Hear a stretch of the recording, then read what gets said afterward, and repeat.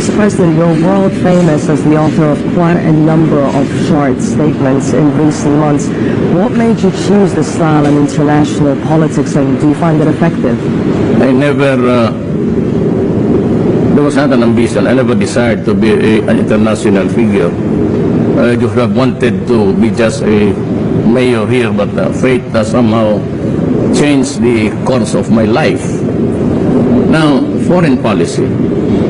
Fundamentally, the foreign policy of the Philippines follows the foreign policy of the United States. Why? Well, we were occupied by Spain and made a colony for 400 years. Then when the Spaniards lost the Philippine-American War, one of the concessions that was asked of the Spaniards were to concede the real estate in the Pacific, and that would include Guam. That's why they have the Spaniard name, and the Philippines, very similar only in name, because they were occupied also by the Spaniards.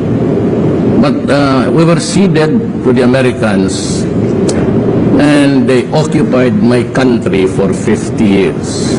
And finally, we had our independence after the bloody revolution, and after several massacres, somewhere in Samar, it's in the Visayas, a high-ranking American official was killed. So they massacred the whole town. 10 and above were all put to death. And they got the bell of the church, the bell pie, as known as Balingiga bell. It's still in their hands, and we're asking for it, even as a sentimental memory for those guys who were massacred. And these are the things that they just, I said, didn't even bother to apologize. But at the same time, America helped the Philippines gain its independence in 1946 after Japan's occupation got away.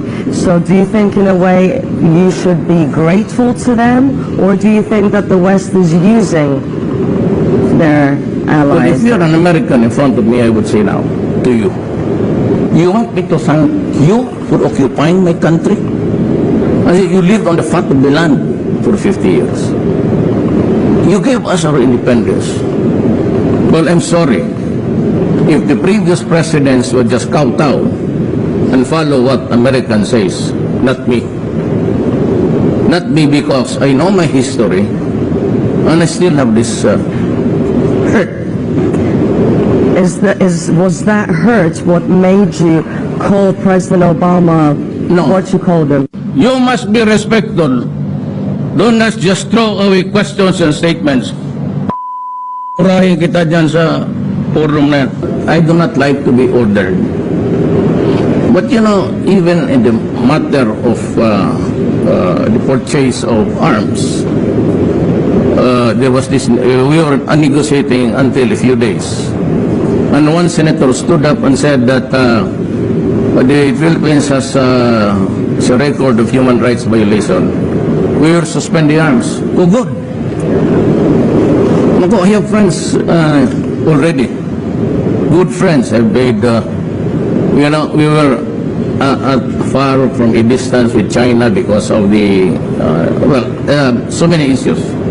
But one is the South China Sea. We were really, so I decided to just visit the ASEAN countries, of which we are a member, and just to introduce myself.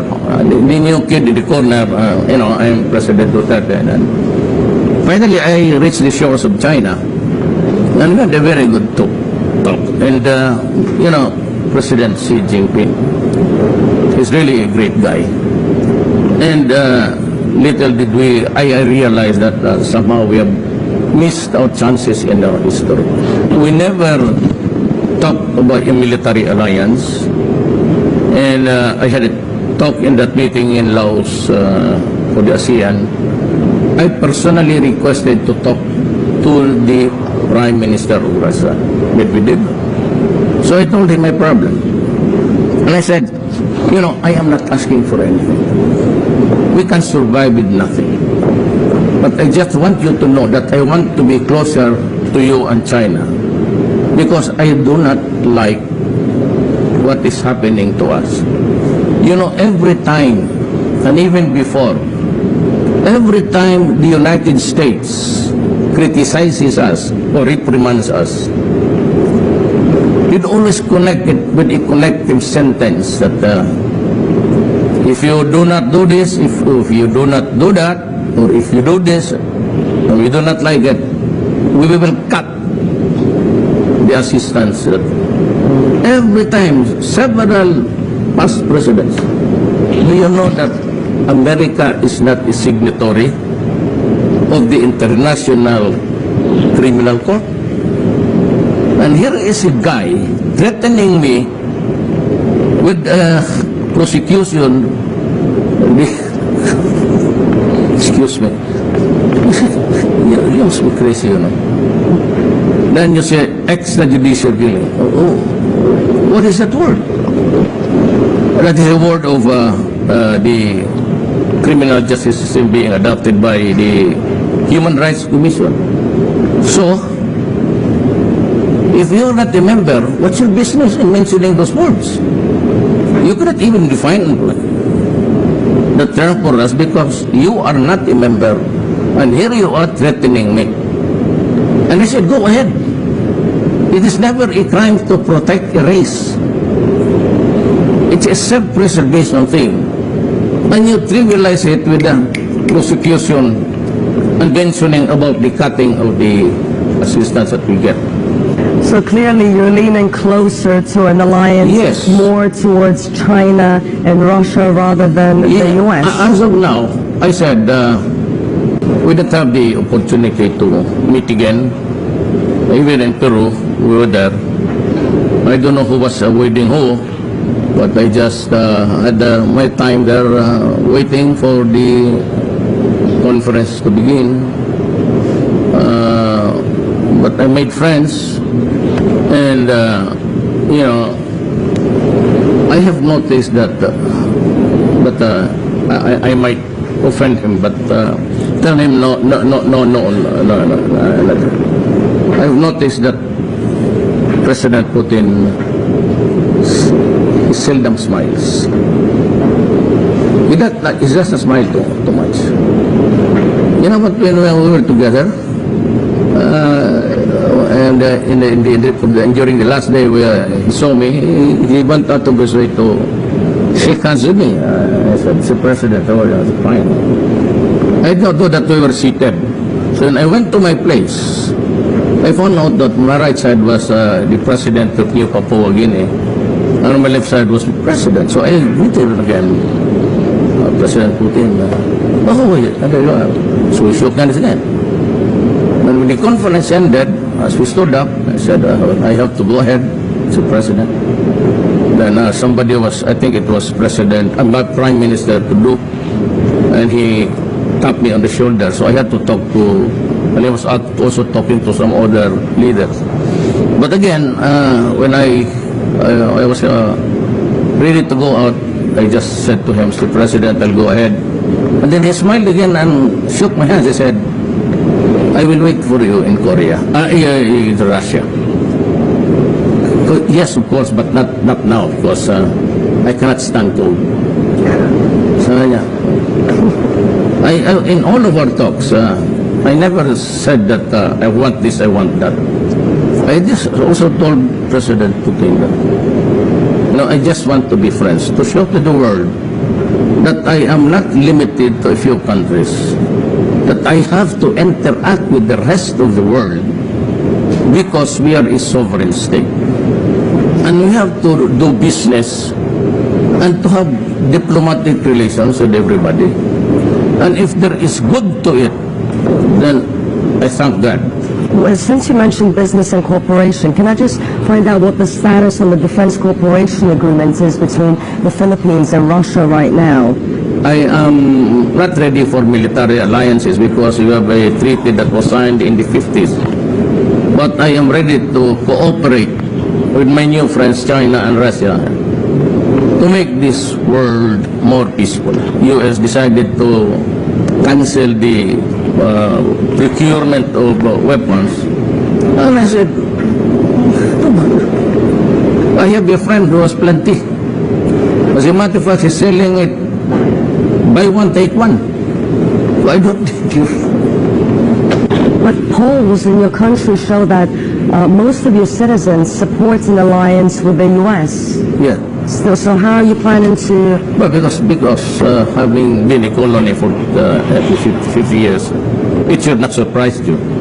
It's ingrained in the genealogy of the Filipinos. But little by little, I've been telling them, I made this decision because, but I think the Filipinos know the reason in their heart why. Because I have been very vocal and used the strongest terms when I said we are not a nation of beggars. We will survive without your assistance. Please stop it. If you want to prosecute me, fine. Come up with the evidence. But I will not allow the rapporteur of the UN to face me and ask me questions as if I am a criminal. It would be on TV. Maybe I can invite you again as one of the resource persons. I can invite everybody. And I will tell the rapporteur, do not ask questions on me only. I will ask you also. Do not interfere in the affairs of my country, internal affairs. We have a serious problem of 4 million drug addicts. We computed it, I would need about 2 trillion. We will never have that money in our lifetime. And yet I have this problem. And here you are complaining about the deaths of 3,000. You do not even know who were killed, especially the people are with the plastic tape run around the body. If you are a policeman, why would you do that? Why waste your time rapping? Why don't you just simply shoot the idiot and just kill them? But you fought against me. If I can go back to the U.S. For the last one, you appear to soften your criticism when it comes to the U.S. after the U.S. presidential elections, after it became clear that Donald Trump would be the next president. Do you think that you could be friends with Donald Trump and maybe your relationship would change? I'm not at liberty to make it public, but there are feelers now, even retired generals, and they wrote me a long letter, and the last sentence is that there is no doubt in our minds that we can be great friends again and reset the whole thing. That was my sloganeering when I was campaigning. Change.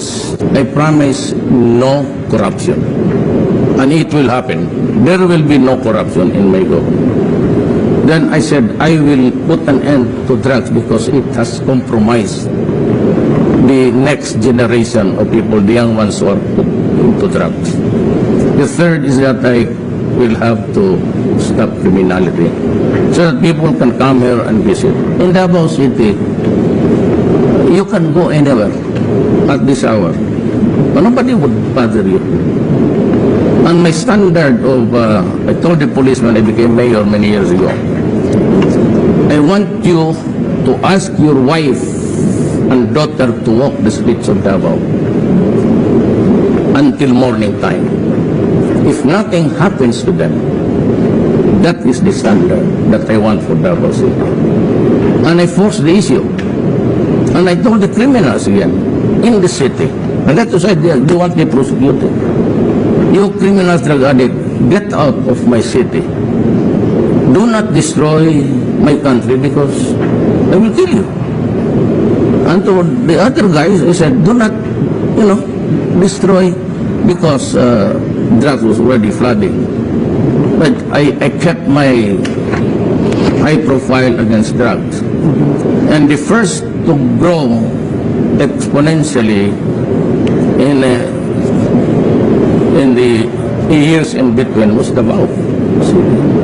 We had a domestic, local At one time, we hit it at something like 9, which is really very, very high. That is why you have a city that is clean, no criminals, drugs, if at all, because really the boundaries are porous. And you cannot just stop anybody from entering the city because this is not a fascist state. But you have to consider to the citizens. But for as long as I am president, to the very last day, I want the last drug pusher out, and I want the drug lords killed. So I prefer that they fight the police. Well, of course, I said, if they do not want any fight, you just can't shoot them right there. What's the point? Why invite trouble and invite cases?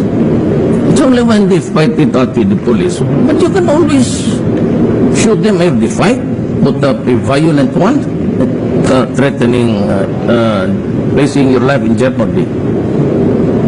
But I never said do it purposely, like a vigilante, tie their backs, ask him to kneel down and kill them. That's good. You cannot, that's a gangster style. You cannot be president of your country if you do that. Mr. President, you're world famous as the author of quite a number of short statements in recent months. What made you choose the style in international politics, and do you find it effective? I never, there was not an ambition. I never desired to be an international figure. I just have wanted to be just a mayor here, but fate has somehow changed the course of my life.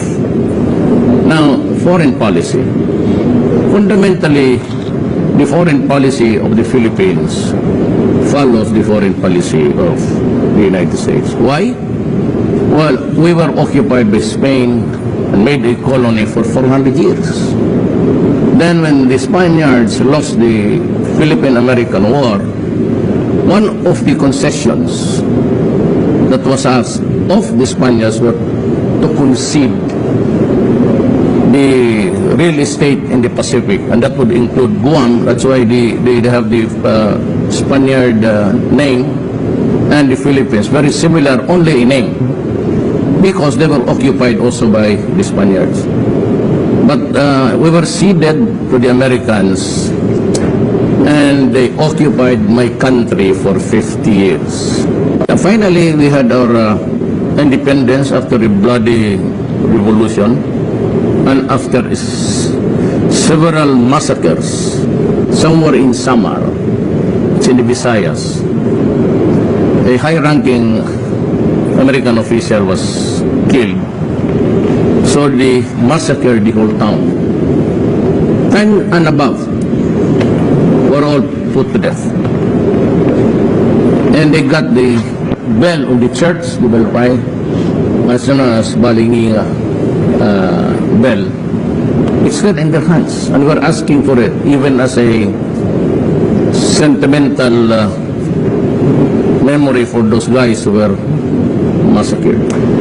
And these are the things that they just, I said, didn't even bother to apologize. But at the same time, America helped the Philippines gain its independence in 1946 after Japan's occupation got away. So do you think, in a way, you should be grateful to them, or do you think that the West is using their allies? Well, if you're an American in front of me, I would say now to you, you want me to thank you for occupying my country?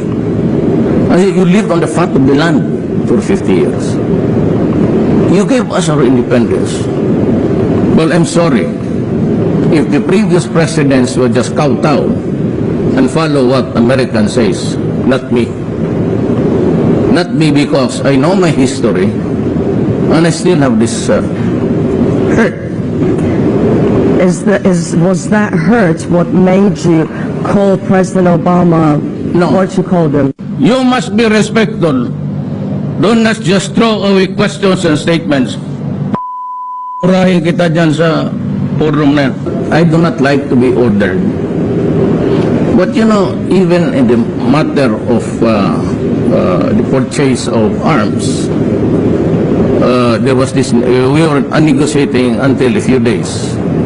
And one senator stood up and said that the Philippines has a record of human rights violation. We will suspend the arms. Oh, good.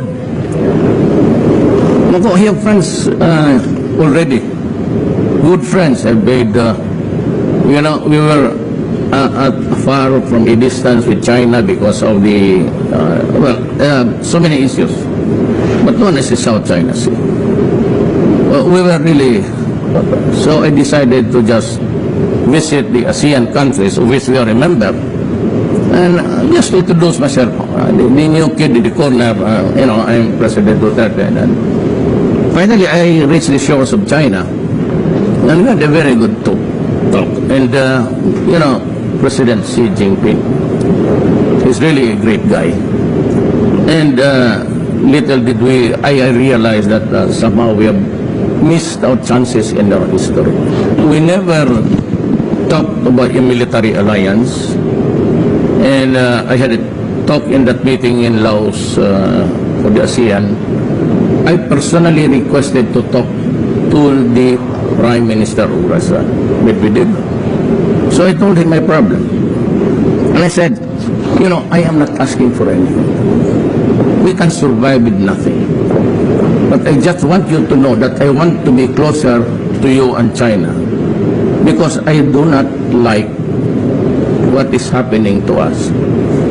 Every time, and even before, every time the United States criticizes us or reprimands us, it always connect it with a collective sentence that if you do not do this, if you do not